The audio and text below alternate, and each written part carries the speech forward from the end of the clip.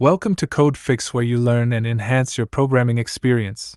In this video we have shared how can I add new keys to a dictionary. You can add new keys to a dictionary in Python by using the assignment operator, =, with the key name and the corresponding value. Here's an example. Now let's run this example code. Here is the output you will get. In the example above, we first create a dictionary my_dict with 3 key value pairs. To add a new key value pair to the dictionary, we use square brackets to specify the key name, and then use the assignment operator, =, to assign a value to the key. We then print the updated dictionary, which now includes the new key value pair. Hopefully this video helps you to sort out the issue you are facing. If you still face problem or need further help, just write in comments. I will reply you as soon as possible.